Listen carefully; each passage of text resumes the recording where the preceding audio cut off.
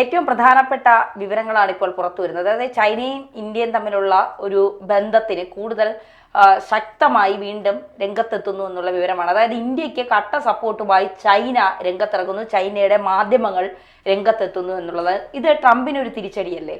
ശരിക്കും പറഞ്ഞാൽ ഈ ട്രംപിന് തിരിച്ചടി എന്നതിനപ്പുറത്തേക്ക് ഇന്ത്യയും ചൈനയും തമ്മിലുള്ള ബന്ധം കൂടുതൽ ഊഷ്മളമാകുന്നു എന്നാണ് നമ്മൾ മനസ്സിലാക്കേണ്ടത്. ശരിക്കും പറഞ്ഞാൽ ചൈനീസ് മാധ്യമങ്ങൾ എന്ന് പറയുന്നത് എപ്പോഴും ഇന്ത്യയെ കുറ്റപ്പെടുത്താൻ, ഇന്ത്യയുടെ തെറ്റുകളെ പ്രൊജക്റ്റ് ചെയ്ത് കാണിക്കാൻ, ഇല്ലാത്ത കാര്യങ്ങളൊക്കെ പറഞ്ഞിട്ട് ചൈനയിലെ ജനങ്ങളുടെ പിന്തുണ നേടാൻ ഇതൊക്കെയാണ് ചെയ്യുന്നത്. അതായത് ചൈനീസ് സർക്കാരിൻ്റെ നിയന്ത്രണത്തിലുള്ള ഗ്ലോബൽ ടൈംസ് എല്ലായ്പ്പോഴും അങ്ങനെയാണ് എഴുതിയിരുന്നതെങ്കിൽ ഇപ്പം ഇന്ത്യൻ പ്രധാനമന്ത്രി നരേന്ദ്രമോദിക്ക് ചൈനയിലേക്ക് സുസ്വാഗതം, ഇവിടെ ഇരു രാജ്യങ്ങളും തമ്മിലുള്ള ബന്ധം കൂടുതൽ ഊഷ്മളമാക്കണം, അതിർത്തിയിലുണ്ടാകുന്ന പ്രശ്നങ്ങൾ, പ്രാദേശിക പ്രശ്നങ്ങളൊക്കെ തന്നെ അതിജീവിച്ച് നമുക്കൊന്നിച്ച് ഒന്നായിട്ട് മുന്നേറാം, ഇതൊക്കെയാണ് പറയുന്നത്. പെട്ടെന്ന് നമുക്ക് വിചാരിക്കും ഇതെന്താ പെട്ടെന്നുള്ള നയമാറ്റം.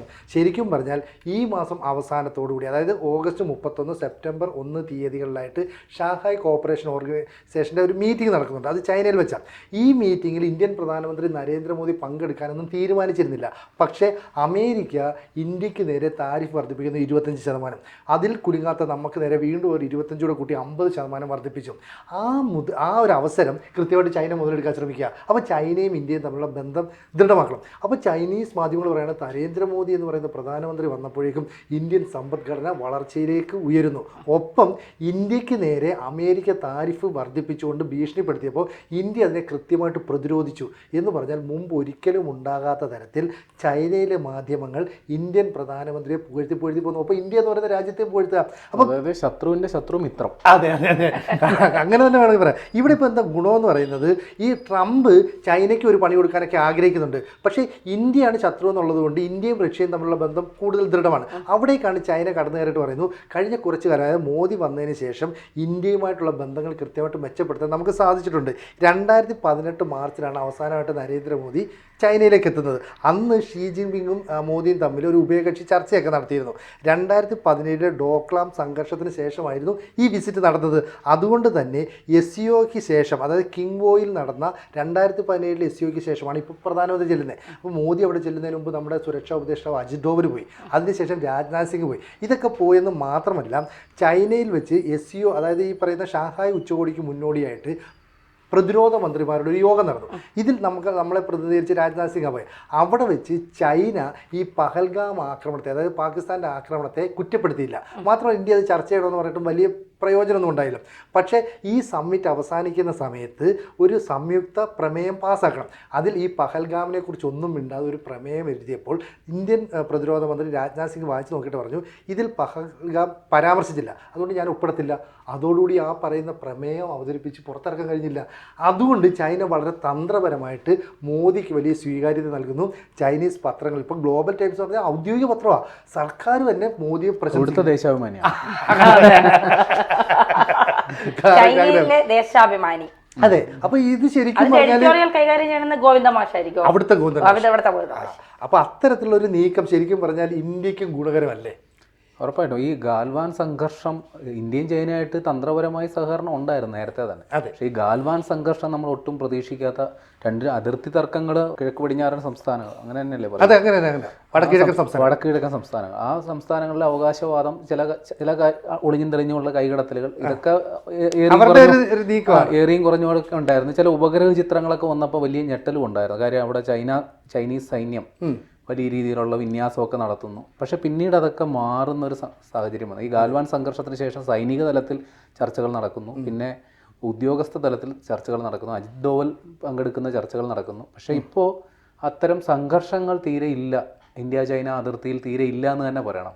ഈ ഇന്ത്യ പാകിസ്ഥാൻ സംഘർഷം ഉണ്ടാകുമ്പോൾ തന്ത്രപരമായി ചൈനയും അവരുടെ അതിർത്തിയിൽ സൈനിക വിന്യാസം കൂട്ടി ഇന്ത്യ ഒന്ന് സമ്മർദ്ദത്തിലാക്കുന്ന പരിപാടി കാലാകാലങ്ങളായി അരങ്ങേറുന്നതാണ്. പക്ഷേ ഇപ്പോൾ ഓപ്പറേഷൻ സിന്ദൂർ നടന്നപ്പോൾ പോലും ചൈന സൈലൻ്റ് ആയിരുന്നു എന്നുള്ളത് ഇന്ത്യയെ സംബന്ധിച്ച് വളരെ അനുകൂല ഒരു ഘടകമാണ്. ഏതായാലും പുതിയൊരു സാഹചര്യത്തിൽ ഇപ്പോൾ അമേരിക്കയ്ക്കെതിരെ ഒരു കുറുമുന്നണി രൂപപ്പെടുമ്പോൾ അതിൽ ചൈനയ്ക്ക് കൃത്യമായ പങ്കുണ്ട്, ഇന്ത്യക്കും കൃത്യമായ പങ്കുണ്ട്. റഷ്യയും കൂടി ചേരുമ്പോൾ കാര്യങ്ങൾ കുറെ കൂടി ഉഷാറാവും. ഇതിപ്പോൾ ചൈനയും ഇന്ത്യയും റഷ്യയും കൂടി ഒരു വലിയ ശക്തിയായി വരുമ്പോൾ അത് അമേരിക്കയെ വല്ലാത്ത അസ്വസ്ഥതാക്കാൻ സാധ്യതയില്ലേ?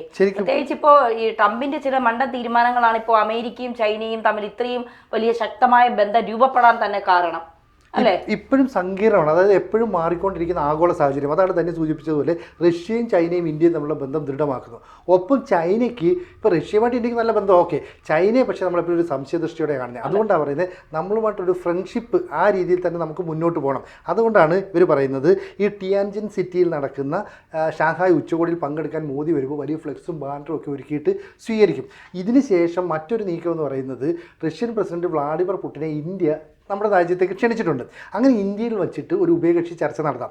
അതിനുശേഷം ഈ ഷീ ജിൻപിങ്ങിനെ കാണാനായിട്ട് പുടിനും മോദിയും കൂടെ ഒരുമിച്ച് പോകുന്നു. ഒന്ന് ആലോചിച്ച് നോക്കി, ഇന്ത്യയിലേക്ക് പുടിൻ വരുന്നു, അവിടുന്ന് മോദിയുടെ തോളെ കൈയിട്ടുകൊണ്ട് ഇവർ രണ്ടുപേരും ചൈനയിൽ ചെല്ലുന്നു. ചൈനയിൽ റെഡ് കാർപ്പറ്റ് വിരിച്ചിട്ട് മോദിയെയും അതുപോലെ തന്നെ പുടിനെയും കൂടെ ഷീ ജിൻപിങ് സ്വീകരിക്കുക എന്ന് പറയുന്നത് ലോകത്തെ മാധ്യമങ്ങൾക്ക് കിട്ടാവുന്ന ഏറ്റവും നല്ല ചിത്രവും വീഡിയോയും ഒക്കെ ആയിരിക്കും. അങ്ങനെ ഒരു സംഭവം ഉണ്ടായാൽ അമേരിക്കയുടെ തന്ത്രങ്ങൾ അമേരിക്ക ലൈവ് ഉണ്ടാവും. അതാണ് അങ്ങനെ ഒരു സംഭവം. എന്നിട്ട് ആ ടി വി എടുത്ത് എറിഞ്ഞു പൊട്ടിക്കും. അങ്ങനെ കിടക്കിടയ്ക്ക് കിളി പോകുമല്ലോ. ഇപ്പൊ എന്താ പ്രശ്നം, ഈ ഡോളറിനെ വെല്ലുവിളിക്കുന്ന കുറെ അധികം രാജ്യങ്ങളുണ്ട്. അതാണ് ഈ ബ്രിക്സിന്റെ കൂട്ടത്തിൽ വരുന്നത്. അപ്പൊ ഇന്ത്യ അതിനകത്ത് ഇപ്പൊ ബ്രിക്സിന്റെ ലീഡർ പുതിയ കറൻസി അതെ അതെ, ബ്രിക്സ് പുതിയ കറൻസി ഉണ്ടാക്കണമെന്നാണ് ബ്രിക്സിലെ രാജ്യങ്ങളുടെ നീക്കം. പക്ഷെ ഇന്ത്യ അതിനോട് യോജിക്കുന്നില്ല. കാരണം ഇന്ത്യ അമേരിക്കയുമായിട്ട് ട്രേഡിൽ പ്രശ്നമൊക്കെ ഉണ്ടെങ്കിലും നല്ല രീതിയിലൊക്കെ പ്രശ്നം മുന്നോട്ട് കൊണ്ടുപോകും. അതുകൊണ്ട് ഡോളറിന് പകരമായിട്ട് ഒരു കറൻസി എന്ന് പറയുന്നത് ഇന്ത്യ സമ്മതിക്കില്ല. ഈ കറൻസി വേണമെന്ന് പറയുമ്പോൾ ചൈന, അവരാണല്ലോ വലിയൊരു രാജ്യം എന്ന് പറയുന്നത്, അവർ പതുക്കെ അവരുടെ യെൻ എന്ന് പറയുന്ന കറൻസി അതിനകത്തേക്ക് ഉൾപ്പെടുത്താനൊക്കെ ആയിട്ട് ശ്രമിക്കുന്നു. അപ്പം അത്തരത്തിലുള്ളൊരു നീക്കം നടത്തുകയാണെങ്കിൽ അത് അമേരിക്കൻ ഡോളറിന് വലിയ തിരിച്ചടിയാണ്. പക്ഷേ ഇത്തരത്തിലുള്ള ബ്രിക്സ് രാജ്യങ്ങളുടെ കൂട്ടായ്മ വരുന്നു, ഇന്ത്യ അതിൻ്റെ തലപ്പത്തേക്ക് നിൽക്കുന്നു. ഇതൊക്കെ തന്നെ അമേരിക്കയെ വല്ലാതെ ഇറിറ്റേറ്റ് ചെയ്യുന്നുണ്ട്. അതുകൊണ്ടാണ് ചൈന ആ അവസരം മുതലെടുക്കാനായിട്ട് നമ്മളുമായിട്ട് കൂട്ടുകൂടുന്നത്. ഇപ്പോൾ ചൈനയിലെ ഒരു മാധ്യമമല്ല, ഒട്ടനവധി മാധ്യമങ്ങൾ ഇന്ത്യക്ക് അനുകൂലമായിട്ട് നിലപാട് സ്വീകരിക്കുന്നു. പ്രധാനമന്ത്രി മോദിയെ പുകഴ്ത്തിക്കൊണ്ടേ എഴുതുന്നു. എന്തുകൊണ്ടാണെന്ന് വെച്ചാൽ അതൊരു ഏകാധിപത്യ രാജ്യമാണ്. അവിടെ സെൻസർഷിപ്പ് എന്ന് പറയുന്നത് ഭരണകൂടം പറയുന്നതാണ്. അപ്പോൾ ഭരണകൂടം പറയുകയാണ് ഇന്ത്യക്കെതിരായിട്ട് ഒരു വാർത്ത പോലും വരരുത്. നേരത്തെ എത്ര വാർത്ത ഇന്ത്യക്കെതിരെ ഉണ്ടായിരുന്നു. ഇപ്പോൾ പറഞ്ഞ വടക്കിഴക്കൻ സംസ്ഥാനങ്ങളിൽ നമ്മളവിടെ ബിൽഡിംഗ് പണിയുന്നു, അല്ലെങ്കിൽ നമ്മൾ ഡാം പണിയുന്നു എന്നൊക്കെ പറഞ്ഞിട്ട് ചൈന വലിയ വാർത്ത, അരുണാചൽ പ്രദേശ് നമ്മുടെയാണെന്ന് പറയുന്നു. ഇത്തരത്തിൽ നെഗറ്റീവ് എന്ന് തോന്നിക്കാവുന്ന ഒറ്റ വാർത്ത പോലും വരരുതെന്ന് അവിടുത്തെ ഷീ ഭരണകൂടം ഉത്തരവിട്ടിട്ടുണ്ടാവും. അതുകൊണ്ടാണ് ഇത്രയധികം മോദിയെ പിന്തുണച്ചുകൊണ്ട് വാർത്ത വരുന്നത്. ശരിക്കും പറയാം, നമ്മൾ വാർത്തയിലെ താരം എന്നൊക്കെ പറയത്തില്ലയോ, ഈ ചൈനീസ് മാധ്യമങ്ങളിലെ വാർത്തയിലെ താരം ആരാന്ന് ചോദിച്ചാൽ നരേന്ദ്രമോദി. ചെറിയ കാര്യമല്ലല്ലോ അതല്ലേ, ഇത്രയും കാലത്തെ ഒരു അനുഭവം വെച്ച് നമുക്ക് നോക്കിയാല്. പക്ഷേ എനിക്ക് ഒരു സംശയം, അതായത് ഇപ്പോൾ ബ്രിക്സ് രാജ്യങ്ങൾ കൂടിച്ചേർന്ന് ഒരു പൊതു കറൻസി ഉണ്ടാക്കണമെന്ന് പറയുന്നുണ്ടല്ലോ. ഇപ്പോൾ ഈ ഡിജിറ്റൽ കറൻസിയുടെ കാലമല്ല, അപ്പോൾ ഇനി ഒരു പൊതു കറൻസി ആ ഒരു ചർച്ചയിലോട്ടൊക്കെ കാര്യങ്ങൾ പോകുന്നതിൽ എന്തെങ്കിലും ഇല്ല, ഈ പൊതു കറൻസി വരില്ല. കാരണം എന്താ വെച്ചാൽ ഈ ഡോളറിനെ തകർക്കാൻ പൊതു കറൻസി കൊണ്ടുവരിക എന്ന് പറഞ്ഞാൽ ചൈനയുടെ കറൻസി അവിടെ എത്തിക്കാനുള്ള നീക്കുക. അത് ഇന്ത്യ എന്തായാലും സമ്മതിക്കില്ല. പിന്നെ ഇപ്പുറത്തേക്കുന്ന റഷ്യയാണ്. അപ്പോൾ റഷ്യയും അത് സമ്മതിക്കില്ല. കാരണം എന്താ വെച്ചാൽ റഷ്യയെക്കാട്ടിയും വലിയ രാജ്യമാകുക എന്നുള്ളത് ചൈനയുടെ ഉള്ളിലുള്ള ഒരു സ്വപ്നമാണ്. അത് അനുവദിക്കില്ല. അപ്പം ആ ഡിജിറ്റൽ ഇടപാടൊക്കെ ഇപ്പോൾ നമ്മൾ ഈ ഡിജിറ്റൽ ഇടപാടെന്ന് പറഞ്ഞാലും നമ്മൾ വലിയ ശക്തി എന്ന് പറഞ്ഞാൽ ജർമ്മനിയിലോ ഇറ്റലിയിലോ ഒന്നും ഡിജിറ്റൽ ഇടപാടൊന്നും അധികം ശക്തിയില്ല. നമ്മുടെ ഗൂഗിൾ പേ പോലുള്ള സംവിധാനങ്ങൾ പോലും ഇല്ല. കാരണം അവിടെ പണം അയച്ചാൽ ഇന്നും 4 ദിവസം കഴിഞ്ഞ് ബാങ്കിൽ നിന്ന് നമുക്ക് പൈസ കിട്ടും. ആലോചിക്കുക, നമ്മളൊരു വികസന രാജ്യമാണെന്ന് പറയുമെങ്കിൽ നമ്മൾ ആ കാര്യത്തിൽ ടെക്നോളജിയുടെ കാര്യത്തിലൊക്കെ ഒരുപാട് അഡ്വാൻസ്ഡാണ്. അതാ പറയുന്നത് നരേന്ദ്രമോദി എന്ന് പറയുന്ന ഭരണാധികാരി വന്നപ്പോൾ സാങ്കേതിക മേഖലയിലടക്കം സൈനിക മേഖലയിലും നയതന്ത്ര മേഖലയിലും നമ്മൾ വലിയ മുന്നേറ്റം നടത്തി. അതാണ് ഇപ്പോൾ ചൈനീസ് മാധ്യമങ്ങൾ അംഗീകരിച്ചിട്ട് പറയുന്നത്. ഇത്തരത്തിൽ ഇരു രാജ്യങ്ങളും തമ്മിലുള്ള സൗഹൃദം കൂടുതൽ മെച്ചപ്പെടുത്തേണ്ടതിൻ്റെ ഒരു ആവശ്യകത ഉയർന്നു വന്നിരിക്കുന്നു. അതുകൊണ്ട് ഷാങ്ഹായ് ഉച്ചകോടി കൂടി പൂർത്തിയാകുന്നതോടുകൂടി ലോകത്ത് ഒരു പുതിയ സഖ്യം രൂപപ്പെടുമെന്നാണ് ഈ മാധ്യമങ്ങളിലൂടെ വരുന്ന വാർത്ത. അങ്ങനെ തന്നെ വിചാരിക്കും അല്ലേ? തീർച്ചയായിട്ടും. അങ്ങനെ അതൊരു വലിയ സംഭവമല്ലേ. പ്രത്യേകിച്ച് ഒരു കമ്മ്യൂണിസ്റ്റ് രാജ്യം കൂടിയായ ചൈനയിൽ നരേന്ദ്രമോദിക്ക് വലിയ സ്വീകാര്യത കിട്ടുന്നു എന്ന് പറയുന്നത് തന്നെ ചർച്ച ചെയ്യപ്പെടേണ്ടതാണ്.